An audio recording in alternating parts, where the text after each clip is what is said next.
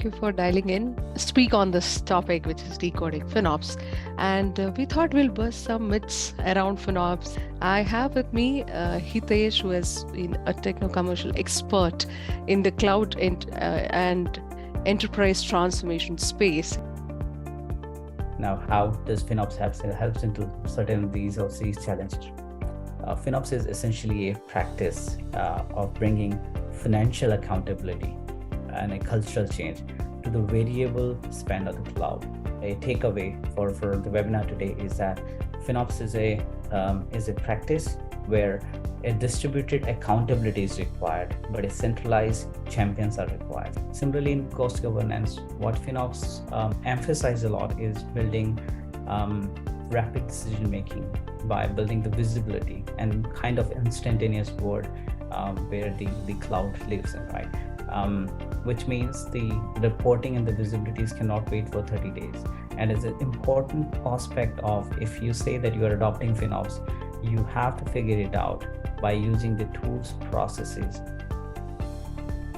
In terms of the adoption, it has been adopted in bits and pieces, but as a framework, widely acceptance is still evolving. Maybe 50% of the organizations suffers, not just because they do not know how to implement FinOps.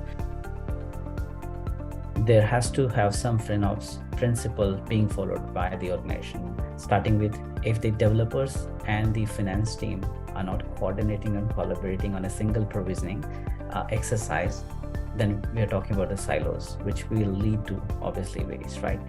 Everyone take accountability of ownership of their cloud use. It is a very common challenge for the enterprises who are doing the migrations to the cloud, because as we discussed, it's a cultural change and a diversified set of personas. If any of those personas don't see a value or don't feel accountable for that, you would have a not so efficient FinOps in place.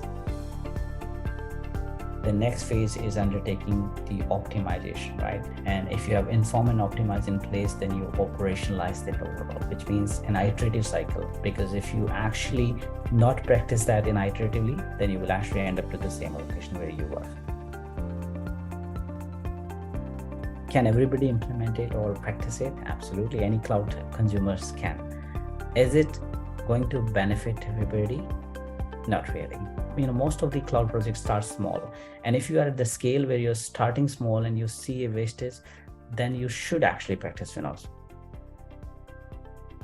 So we bring in the people who have the war room experience of running such mitigations and changes.